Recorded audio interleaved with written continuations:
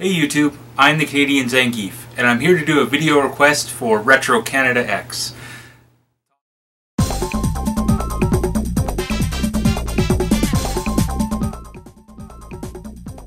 topic is going to be Reproduction Games. Now, there's three major forms of reproduction games.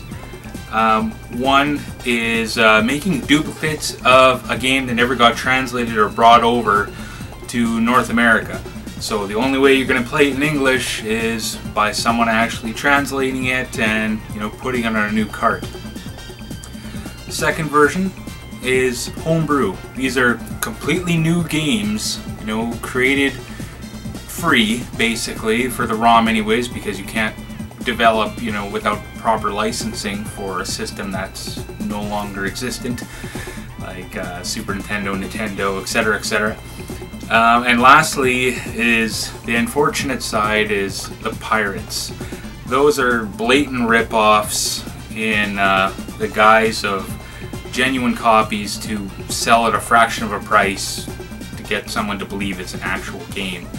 Now that's fine if you realize that they're pirates, then that's totally good, because then you can pay small amounts for really good titles.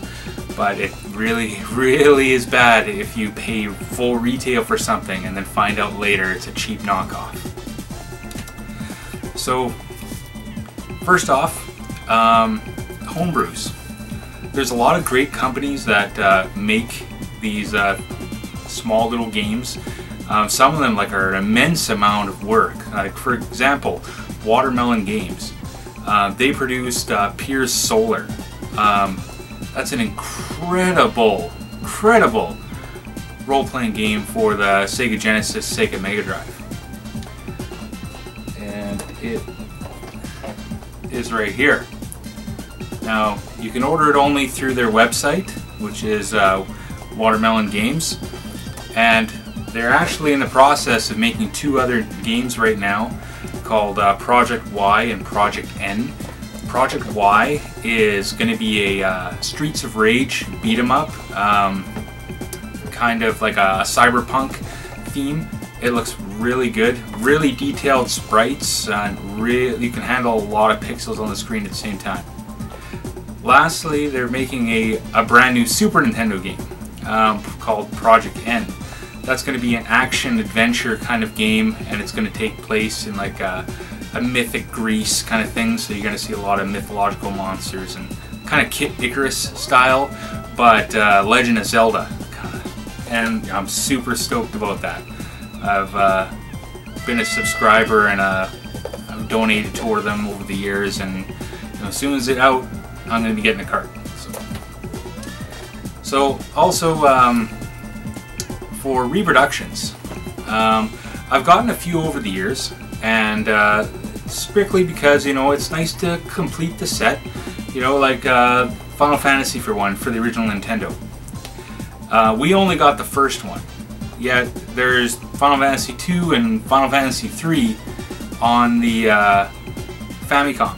Now this isn't to be confused with our Super Nintendo counterparts, Final Fantasy 2 and 3.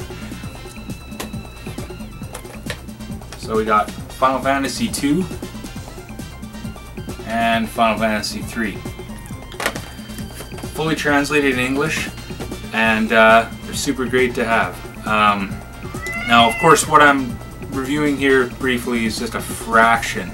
There is hundreds and hundreds of translated reproductions that are well worth your time. Another great one I got was Earthbound Zero. The Mother series, we only got the one, which is Earthbound for the Super Nintendo. There was actually Mother 1, 2, and 3 in Japan, crossing Super Nintendo, regular Nintendo, and Game Boy Advance, which of course brings me to Mother 3 for the Game Boy Advance. This was for a while that nobody was doing Game Boy Advance reproductions. It was incredibly rare, and at one point Nintendo Age was running basically a raffle one guy was making like a run of 10 of them because it was such a convoluted, difficult process at the time that they were going for over $200 like each per cart, which is just unreal. Luckily, a couple years later, a company came forward and started making them a little bit affordable, so I jumped on that like right away. And I don't really have any Super Nintendo reproductions anymore, but I did manage to hold on to Secret of Mana 2.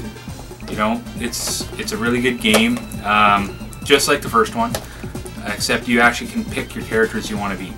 But I'm not talking about my collection so much right now.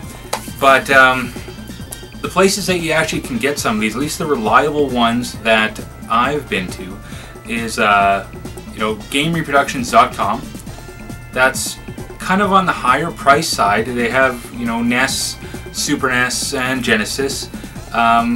Super NES is about 50 bucks a piece. Genesis and NES are about 30 bucks plus shipping. Actually, no, not plus shipping. I think that's a flat rate.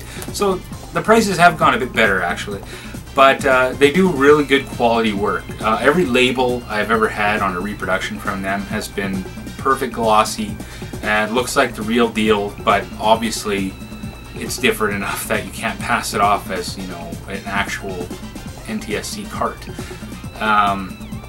And you wouldn't want to anyways, because that would be bad, right? The next place that I get stuff from is RetroQuest. They're the one that actually made the Game Boy Advance Mother 3 reproduction cart. I am incredibly pleased to be able to have that game. I've been waiting so long to have a physical copy of it.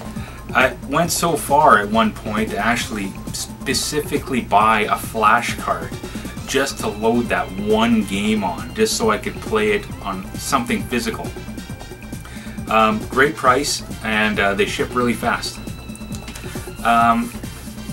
The next one is the NES Dump. They do a lot of real quality NES reproductions with a nice option that you can actually send in, you know, donor carts, and they'll cut a lot of money off on the price of it. So you're looking between $20 to $30 and maybe even less if you're supplying the donor cart. They're really good. That's where I got actually Mother Zero. They threw in a universal game case with it, and you know, it was a really nice job. They actually even made a manual for it. It was surprising.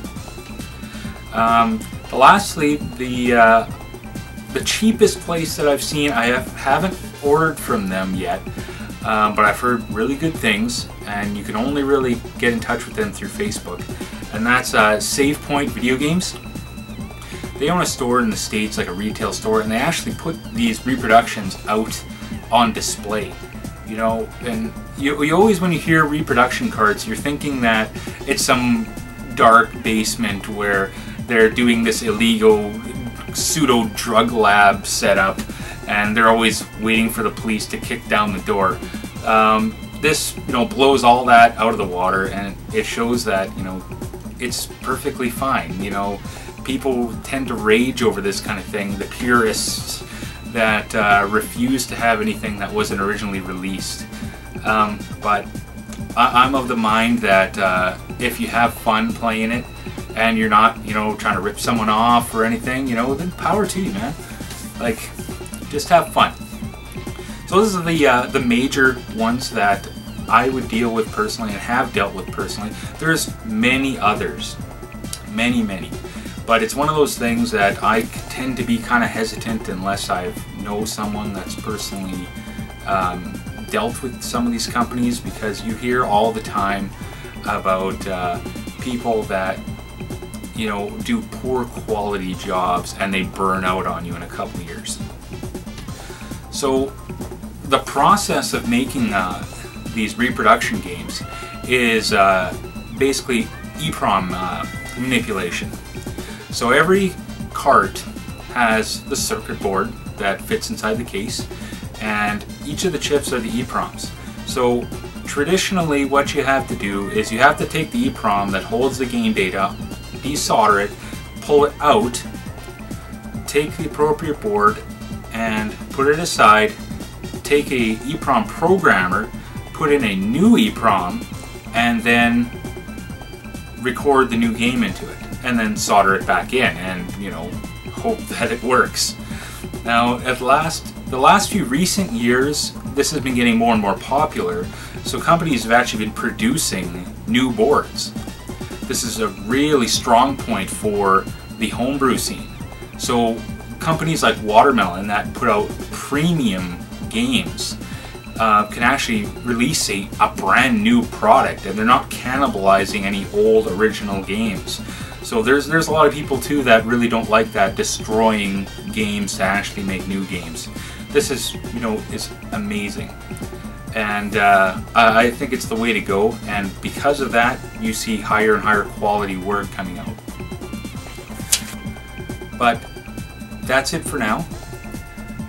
If you have any questions about Reproductions or any of the places you can get them that I've experienced, give me a message. And I am the Canadian Zangief, and we'll see you later. Cheers.